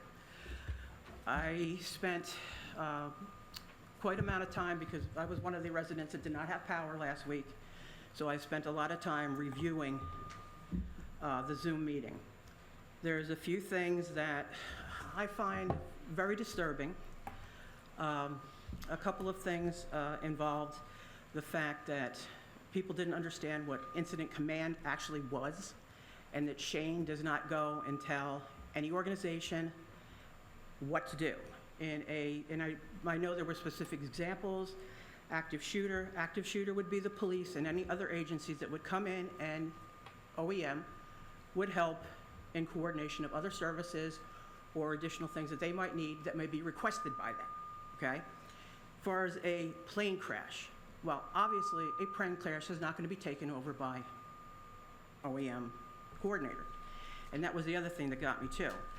The fact that the committee cannot even refer to Shayne by her correct title, which is the OEM coordinator, not director. She does not direct OEM. The only people that she does direct based on recommendations is CERT. And that's what we do. We go out and we do the things that we need to do for the community. Being part of dispatch, I see the amount of effort that goes into everything here. I see the amount of paperwork, which I'm telling you, it's miles high. Because you're not only dealing with the town, you are dealing with the county, you are dealing with the state, you're dealing with FEMA. Everything with these people is paperwork. And there's been other things mentioned about social media and Facebook in particular. First of all, when you get on Facebook, when you open a Facebook page, if anybody's familiar with it, and I'm sure some of you are, when you get on these pages, you set up administrators and moderators. No one gets into that group unless they're asked in or invited in, okay? So if you go on, say, Long Hill's page, and I know many of the people that are on it, and I know they're township residents because I've been here that long. There is no one on there that I could tell you is not a resident of Long Hill, and they are upset with the things that are going on. I mean, the one thing I do agree with was with Committeeman Lavender is the fact that the last meeting was atrocious. I mean, it was, to me, it was disrespectful, it was degrading, it was devaluing Shayne's position. It basically was a kick in the teeth to everybody who has been serving as volunteers in this town. And I understand, like, you know, Jackie Petrus, who came up, and you know, there were groups that were forming their own groups, thinking that there was nothing else out there for, you know, like to help some of these, you know, populations. I mean, we've basically written off all the wellness checks that CERT members and MRC members have done. MRC was calling seniors, making sure that, you know, they knew of where and when to get vaccinations. They were helping people make vaccination. People were helping people make vaccination appointments. You can't blame the vaccine issues on OEM or any other agency in this town because the state wasn't ready, you know, and the resources weren't out there, okay? And we're trying to, and I understand what she's saying, it sounds a little sketchy. The sketchy part of it, Councilman Verlizza, I want to make sure I say your name right. Perfectly. Okay. Thank you. Is the fact that there's nothing in stone, and if you go by the last meeting, the date for the expiration of her position was May 31st. Technically, that means she's not working for the town anymore. There is no contract with her to work any further, whether it's as OEM or otherwise. There's no definition of what this job title is, okay? Again, if she even wants it, you know, and it's just like assumptions. And I understood, like in the last meeting too, where Chief Naga came in and had mentioned, yes, he's not from town, and, you know, you cannot be the OEM director if you are not part of the township. And Coordinator. a coordinating, I'm sorry.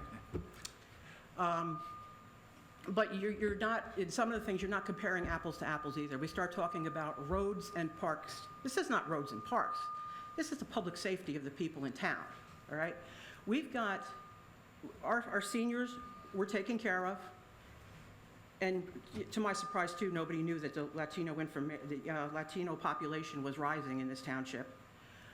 We've had people insert that were actually going out, being that kids that were remote schooled, that were on lunch programs because they were on the free lunch program. We had 4 dedicated people for a year or more going out and bringing lunches to these families every morning, every Monday morning, when it was actually the, you know, job of the high school to get that together. But they didn't.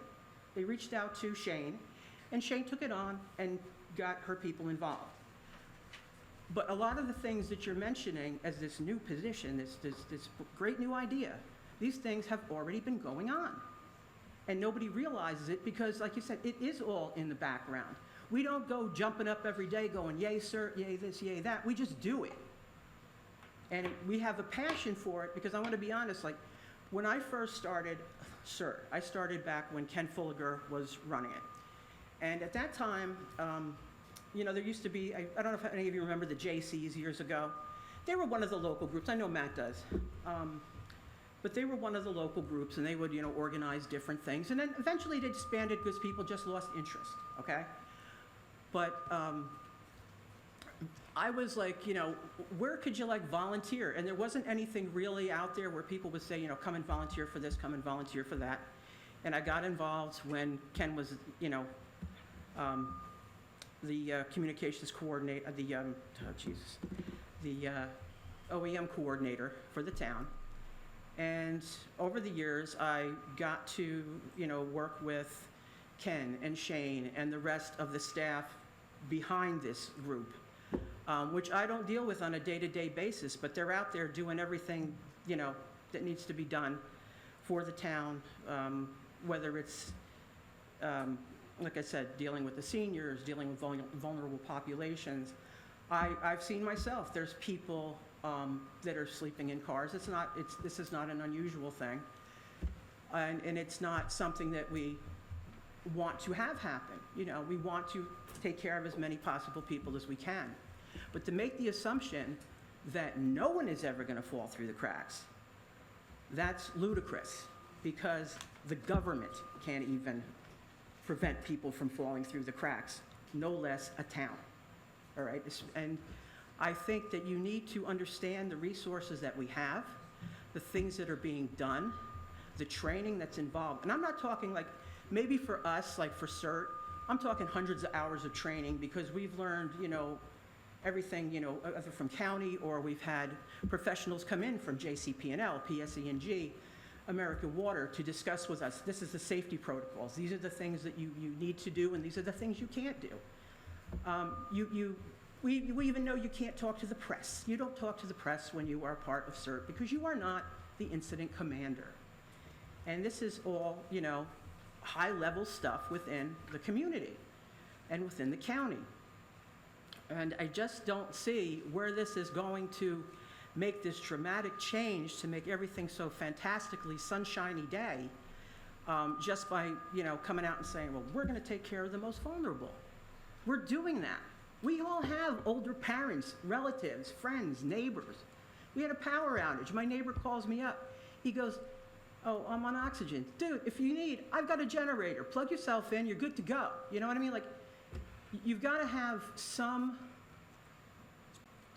sense of your own self helping other people. And the biggest thing with the OEM coordinator, and this is what I have to say, preparedness. You say like, oh, well, it's not a 25-hour-a-week job. We don't have these incidents every day. And that's true. But you've got to be prepared, and you train, and you train. Do you tell, I mean, just for an example, you got Chief Nana. Their guys prepare and train all the time. Well, we don't have an incident every day. We don't have a mass wreck. We don't have an active shooter. We don't have all these other things. But they train. And when something does happen, they're ready to go. And they've got their marching orders, and they do it. I mean, and I think that's something that really needs to be understood. Yeah, so if I could, because I know there's... Sure, I'm sorry, I mean, I'm sorry, I know I'm over the 3-minute, you know, time frame, but it's a lot to deal with when you're in communications for a specific organization and see all this stuff going on. You don't need to apologize. You know. In fact, we've had conversations about the, I hate the word legality, but whether OEM and MRC could remain under this new position, whatever it's titled, you know, emergency management, not coordinator. Yeah, because Director, it could be director of OEM service, whatever it is. Right. The last thing this committee wants to do is to mess with the ecosystem that exists. yeah, because This is something that took 30 years to build, not the last 5. Oh, yeah. So we recognize that. Yeah, because CERT in general, they take their marching orders from OEM. So it's not something where we're set up to respond under any other organization at this point. And that's what we'll look into, and that's why the transition that Committeeman Lavender brought up. We'll get there. Yeah, because Just not tomorrow. When you, no, I understand that. But when you come out and you say, all right, we have a plan, we've got this thing, we've got this idea. Well, that's great, because the idea can go from the idea to a little brief period of time where, you know, you may, and I mean, I hate to say this, you may put Shayne in a position, and after like the smoke settles, you're one step away from a pink slip. So That I can tell you is categorically false. okay, I'm just telling you because I've seen it in actual we all business have. life, and that's We all no have. different from what's going on here. So, but that's what I have to say, and I'll just. Ms. Fucci, Open it did I up say to anyone. your name correctly, by the way? Fucci? Yes, Fucci, yes. Ms. Fucci. As an Italian, I'm embarrassed. Here we go again, from the right. The left are very nice, the right is not so nice. Okay, Thank you. Thank you.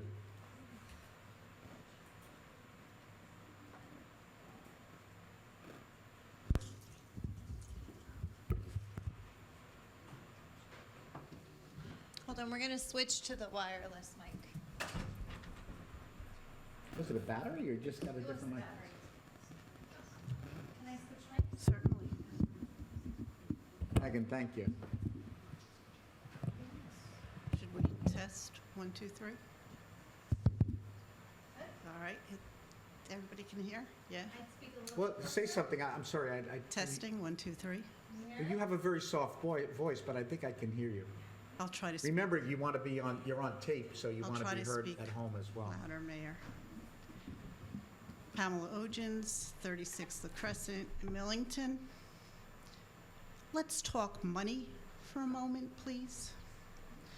Municipal purpose tax estimated amount to be raised in 2021 is $10,076,322.01. The Emergency Management Services salary appropriation from your own budget for 2021 is a public number. I have the number, but out of respect, you can all look it up if you don't know it already.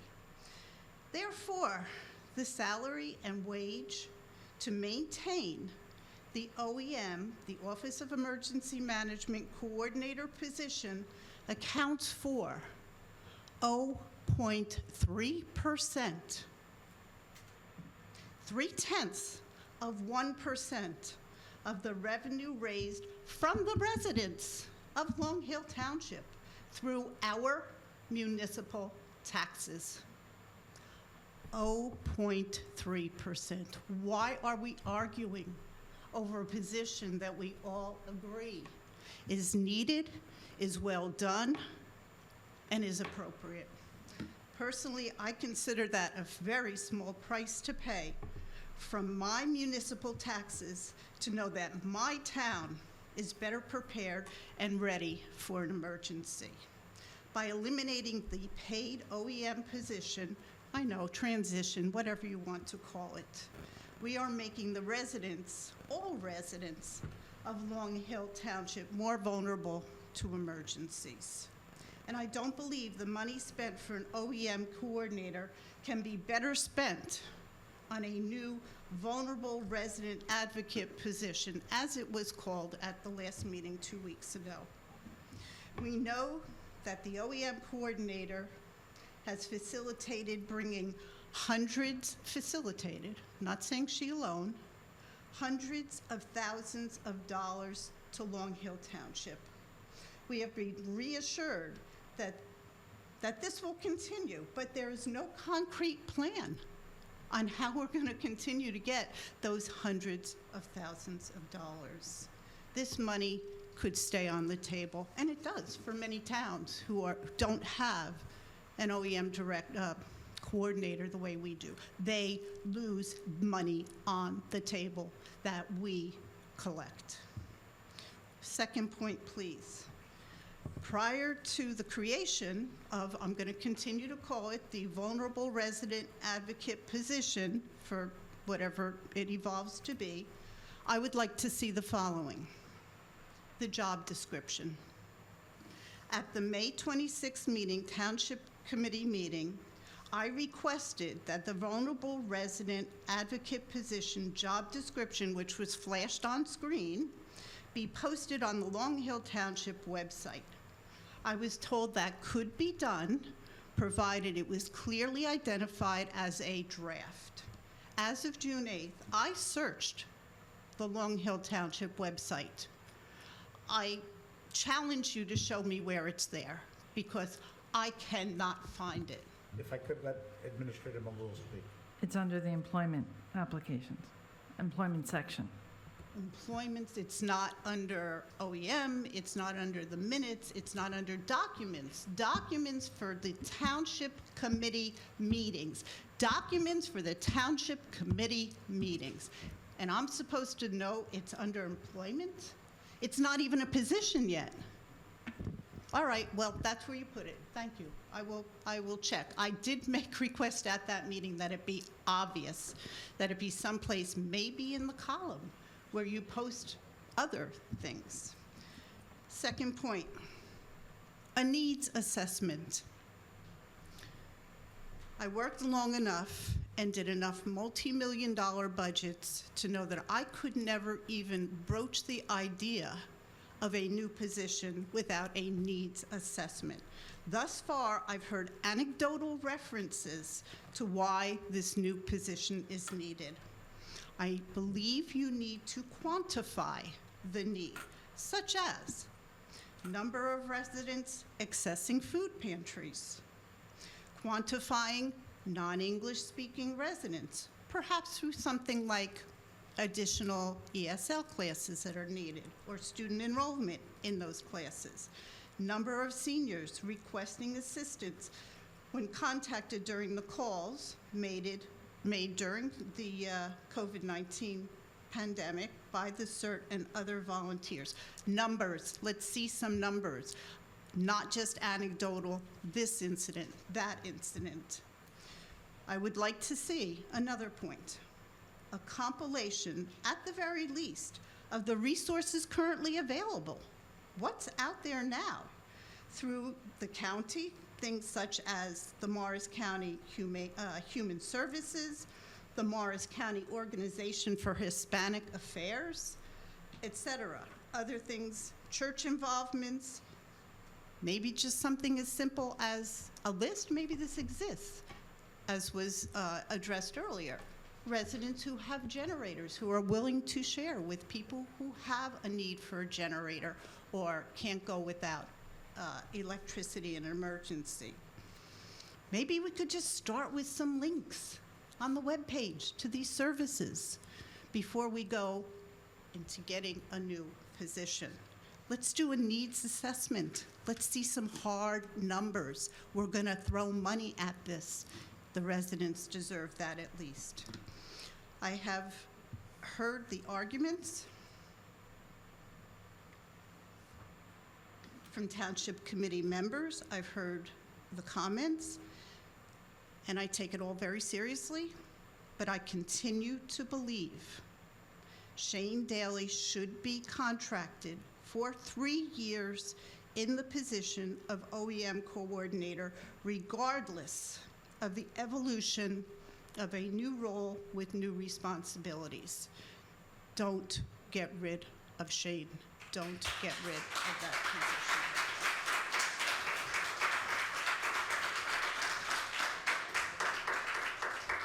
In closing, I would like to remind you, in response to the meeting 2 weeks ago, it never would have come to the public's attention had Shayne not known her legal rights.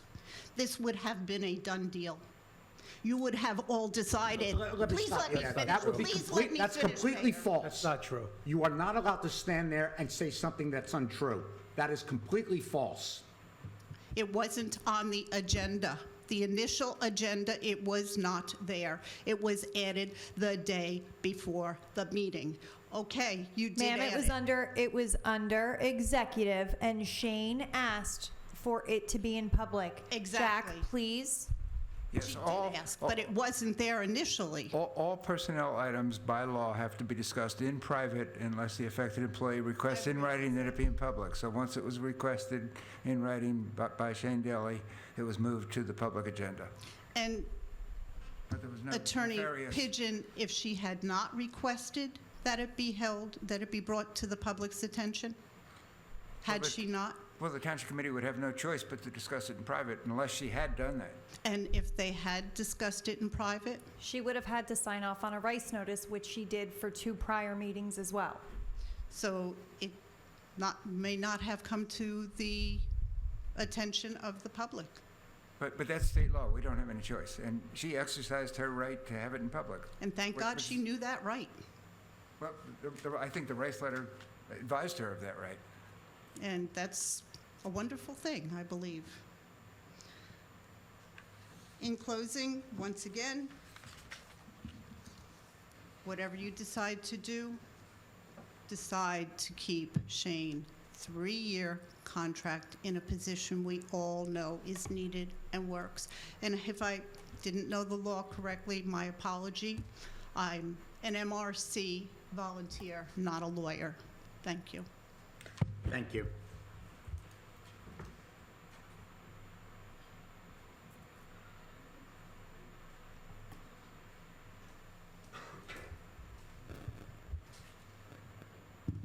Good evening. I'm Mike Pesci from 3 Aaron Drive in Millington. Committee members, thanks for the opportunity to speak tonight. I spoke plenty 2 weeks ago, so I'm going to be brief and make 2 points. One of which, frankly, represents somewhat of an evolution of my thinking from 2 weeks ago, and the other one to react to a position of the Township Committee tonight. The evolution is, when I spoke 2 weeks ago, I viewed this as a personnel matter. I viewed this as what can I do to try to stop, to preserve Shayne Daly's role in this town. I don't know that it's a personnel matter, because if it was that easy, Shayne, as best as I can understand it, doesn't want just any job in this town. She wants the OEM coordinator job in this town in its present form because she believes in it. And if this was simply about any job, this would be over. You'd be done. But it's not done because there's a number of people in this audience, Shayne, my wife who heads MRC, and all of the other passionate people about this who believe you're wrong about restructuring. They just believe you're wrong. And to Brendan's point about trust us, generally I agree.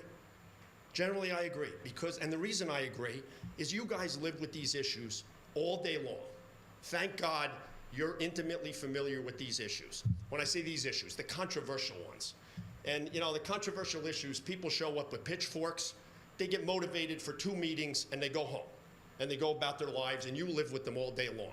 The difference with this is the folks who are intimately affected by this live with these issues all day long, more so than you do. They know more than you do. They have the finger to the pulse of these issues more than you do. So trust us on this issue, frankly, doesn't work with me. Because I think you just don't have the knowledge necessary to make this decision. So I hope with this undefined transition period that you don't just view it as, how do we get to the end? You know, Committee Lavender, you said this transition will not, you know, go on forever. I don't know what that means, but I think it's enough time. You need to take enough time to study this and really figure out how to do this right. And it may well be that at the end of this process, you determine that your whole idea is wrong. And I think we left that open. Okay, fair enough.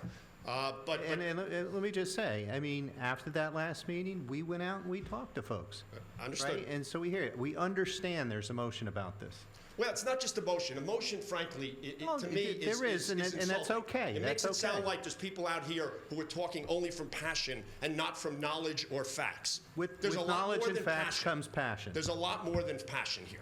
I understand, but with knowledge and facts comes passion. You're passionate about what you believe in. We totally respect that. Okay. Which is why we turned around and spoke to folks, and which is why we talk about a transition period, which is why we talk about we're not taking a Band-Aid and ripping it off.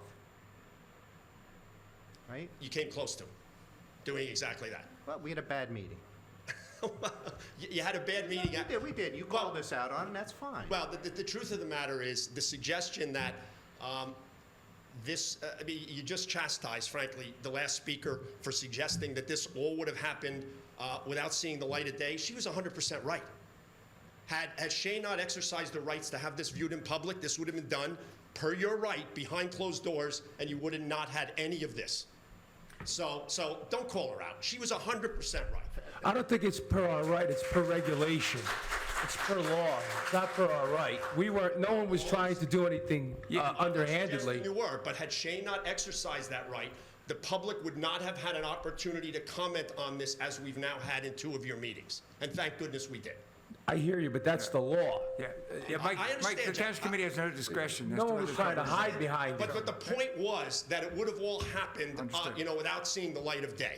Regardless of why that's the case. We didn't have the switch on that. That was Shayne's finger on that switch. It was her choice for it to be public or not. And that was the point made. Well, no, I resent the fact that that's being pointed back at us.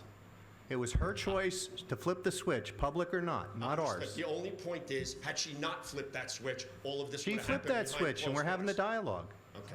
All right, I'm done. Thank you for considering my comments, and please do this slowly and right. Thank you. You're welcome. Thank you.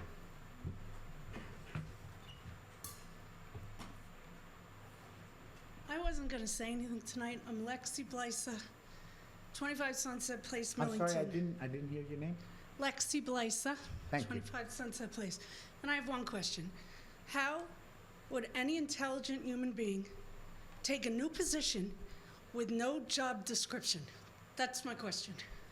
There is a job description and it's been shared with Shayne. It has been. And in fact, more than that, it was actually, we were asked for input into it because at the moment it is a draft. Hi, I'm Kristen Oleski. I live in Millington, New Jersey.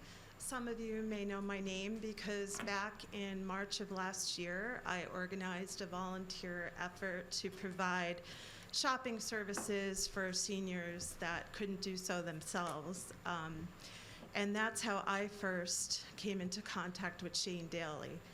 And my efforts with Shayne, with things that you can't do because of your positions that I can do because I don't work for anyone or represent an organization, my outreach was broad and her information was invaluable. She has a set of knowledge from attending Office of Emergency Management certifications that no one else has. To take her position during a pandemic, the pandemic's not over, and I'm not wearing this, I didn't get my second shot because I actually got COVID. So the pandemic's not over, it's summer. It may be back in the fall, and it's very likely going to have some type of future. To take away that position now, when we're still in the middle of a pandemic, it's not over, we're not all vaccinated. And this new position that you're creating is kind of, to me, ironic because it's what I've been doing along with lots of other volunteers in our community for the past year. I organized the vaccines for seniors in our community, opened it up to teachers. I got them rides there, which is something that our community can't do. That's not something that a position in the government can do. But I got it done. We don't need that. I have at my fingertips resources of volunteers at any moment. If someone needed food, we worked together and we got them food. That's not what we need as a town. We need, I can't tell you what the Office of Emergency Management, when they're employed, can tell the rest of our emergency services in town what to do. There's no comparison to those positions. And I just want to say, when I started the shopping services, my vision was to create a buddy system. It was to check in. So I didn't assign people just to go shop for this person, that person. I created one-on-one shopping. Those are friendships now. Those people are still shopping for them and doing other things for them in the community. You want to do something? Get the senior bus running. Where's the senior bus? The seniors are back. Okay? That's something that would be super helpful to the community. But to take away a position that other people just can't do, and now to offend, no, I've never even met Shayne. I wouldn't even know what she looks like. I've also worked with the senior center coordinator. We just met last week. The assumptions that all these political connections or something, we're just volunteers in the community with big hearts and big abilities.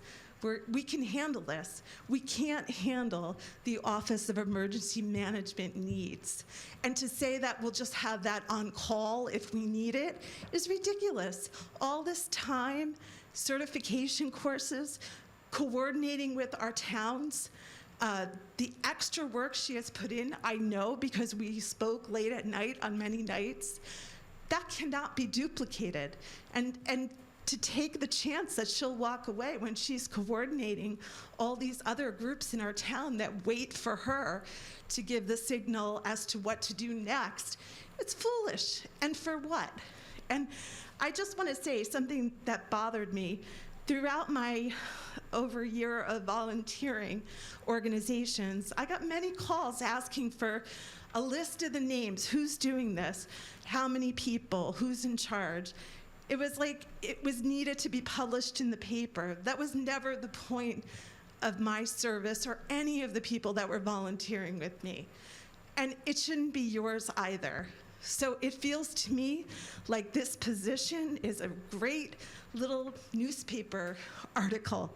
I never published a newspaper article about the efforts that I did over the course of this year, because that's not the point.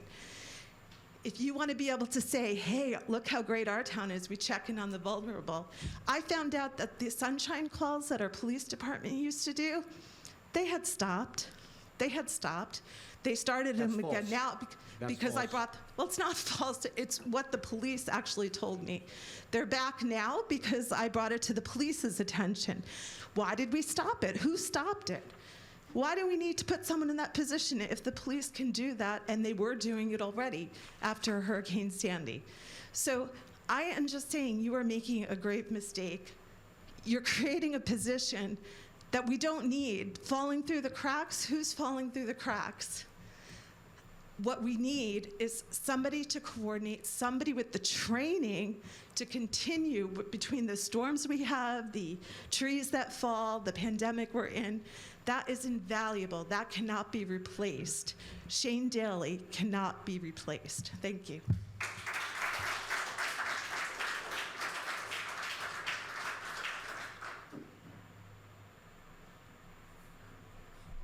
Excuse me, I apologize, Karen Nyquist, Millington, for coming up a second time. I wish I had read what I'd written, which was like 5 pages of stuff, but all the people that have followed after I spoke brought up many of the things that were of concern to me. But I have to tell you, and I'm going to say this, Brendan, when you were saying what you were saying, I was saying, oh my God, he doesn't understand it. And I made an assumption because you guys said you were talking to people that knew about the OEM position, that you were learning about it. I haven't heard that you know about it. I mean, really, the comments that you made said you really don't know about it. You don't know how do you know the structure? Do you know that you have, excuse me, the equipment person, the operations person, the communications person? You know, I mean, do you know That's that? CERT, right? Yeah, do you Yep. know that that's all organized? I mean, do you know that organization and how it operates? And do you know how it keeps coordination and how the OEM works with the CERT structure? I mean, I have a feeling you don't. And now what you're saying, and comments that have been made, says to me now that you don't. I mean, really. And with respect, I'm very aware of Rice notices, and I understand perfectly what you're saying. But there is a point that is made. To discuss the position, forget about personnel, but to talk about a position, that can be done in public. And from what I heard, is that a discussion of a position was not on the agenda to be made in public. The only reason why the discussion came was because Shayne exercised her right. Like I said, I'm familiar with the Rice notice from school. So there has to be something to be said about maybe you weren't going to be forthright. So maybe I'm starting to hear things that have concern. I didn't look at the The agenda. timing of when that was brought out to the public was determined by Shayne. Right, we would have gladly discussed that position 6 weeks prior? 6 weeks, yeah. 6 weeks prior. Okay, No. so it would have been on, it should have been on, it was going to be on the agenda? It was on the We agenda? wanted to discuss it with Shayne first. I see, there's still some, On April 28th. I apologize, April 20th? okay, I'm going to speak of the generic description and not an individual. Do you know what I mean? I mean, there would have been a discussion, well, let's be that as it may. I could understand why there would be a thought that it wouldn't have been brought out in public and discussed had it not been brought up. So Thank you, that's what I Ken. have to say.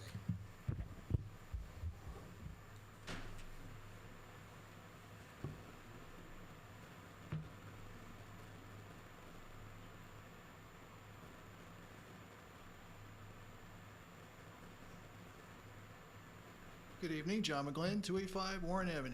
I just got 3 quick points. One is, I'm a little baffled because I look at Shayne and I'm not seeing the excitement. I mean, I'm kind of wondering why she's not so excited tonight about the new position. Secondly, I have one stupid question. So I understand the needs that we have needs in the community, and it'd be great to have someone who to address those needs. Why don't we just add the position and keep Shayne? I don't quite get the methodology of transitioning over. I mean, if we need somebody, great. I mean, we as a town, you've got to be stupid not to say we don't need someone like that to help the needy. And my third position, just to let you know, I've been a CERT member for 8 years. I've worked with Shayne. I have a friend, Manny Quoto. He's in Berkeley Heights. He's a councilman. He's dying to put in the CERT program. He can't get enough support in his own town. So this is a special thing for Long Hill. Please, please preserve it. Thank you. Thank you.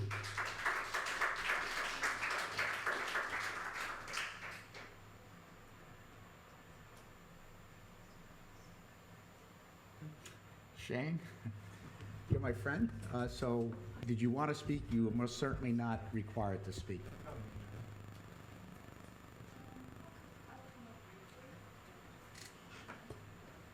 Please don't feel pressured to. I just wanted to make sure that you knew.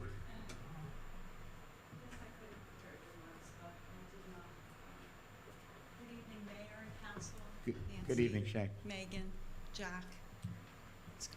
When I walked in tonight, I said to everybody, we should be celebrating that we're all out here in public.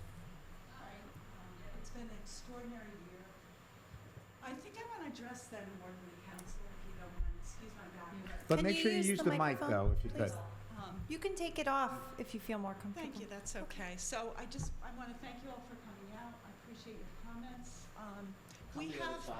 We have met, and I think we will find a way forward. I'm not sure that we're quite where maybe some of our comments were tonight. I hope that the way you described the potential for a position and changes in emergency management is because, as I heard from Scott repeatedly, actually, and Matt with great enthusiasm, that you see it as a good for the community. And I think that in that respect, we do agree. And Brendan and I had met, initially Brendan, and we did say, we don't always agree on everything, but we are united in the fact that we know we need to improve services for our community as best we can.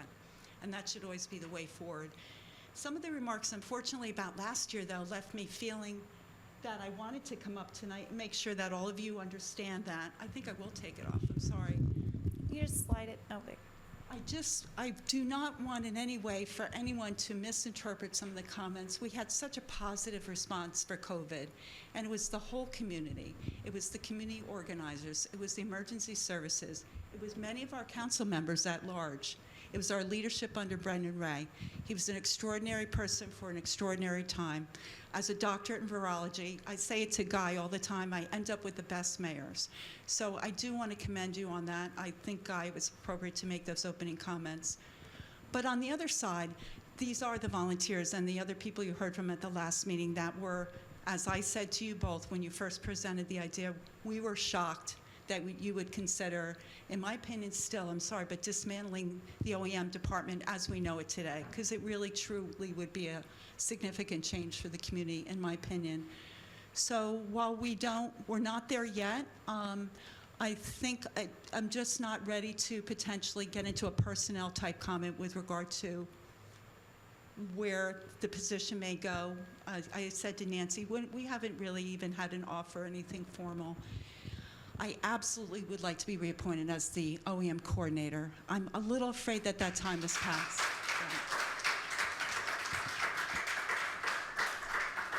I'm not sure that's going to happen, though. So that's where we will need the good guidance. We need the time, Scott, that you spoke about. We really need to look at this, take our time, do it right, and let's see where we are. You know, we haven't really had that much time. Like today, you're joking, but it's true, isn't it? I want to try to start to brief you on emergency management. We've just met.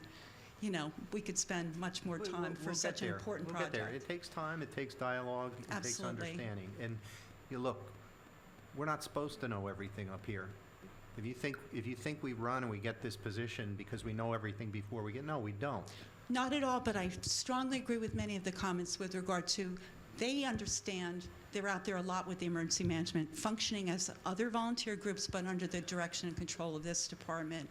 And that is a really big part of the success. It's that department. The department is, as a coordinator, while I'm at the top of the organization, the department has a first deputy, Linda, who's nearly full-time, Lisa Scanlon, Larry Fast, Al Gallo. So it's all those working parts. It's not just about the coordinator position.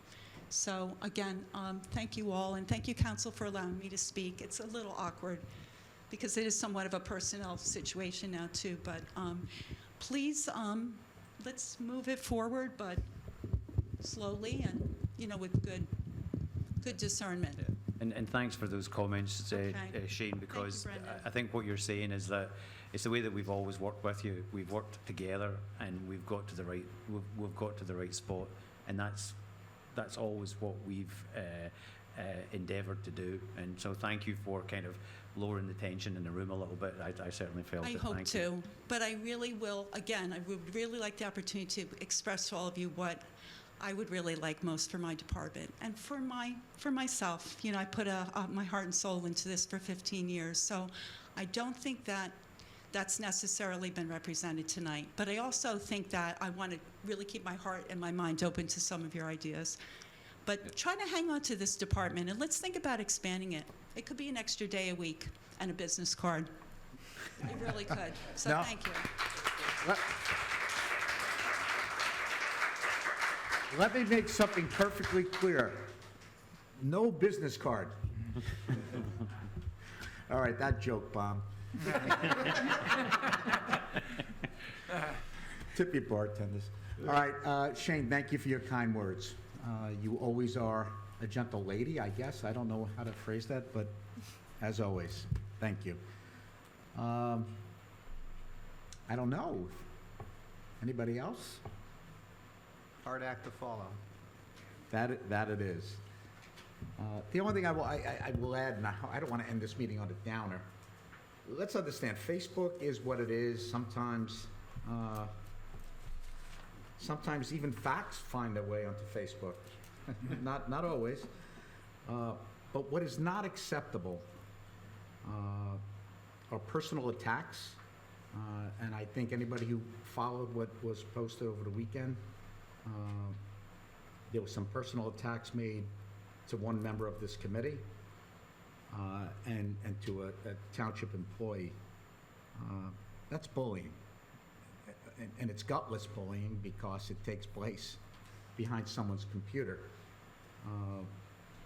And I hopefully this word doesn't come across as it sounds, but frankly, I find it cowardly. What I do respect is everybody who's in this room. You came, you stood up, you stated your name, you were recognized, and I think you were treated respectfully by this committee. So that's the way to engage, not behind your computer and not by making aspersions about somebody's family or about someone's intentions. So I may or may not agree with everything that was said here this evening, but I respect everything that was said here this evening. You should give yourself a round of applause for engaging in dialogue with, as it turns out, your elected officials. So on that, I thank you. Mayor, if I could just add to your comments about bullying, right? Online bullying. The member of the committee that you mentioned or you alluded to is me, and so I guess this weekend showed me that you're never too old to be online bullied, right? I guess I learned something, and hopefully I can impart it. The first is words matter. Basically, it was a character assassination. There's multiple falsehoods ascribing all kinds of questionable motives to my actions that were really taken in the best interest of the town. You may not agree with me, and I'll debate that with you, but what was ascribed to me in those posts that there was never a factor. And so words matter. So whenever you, especially on social media, it's easy to sit there and get and not think about the effect that your words are having on the person you are targeting them. And their That is- family. And the family. And our wives and our children. Yeah. Because our wives and our children read these things too. And the other part of it is, which is probably the more insidious a part of that type of bullying, you become isolated. People that you have spent time with may even actually have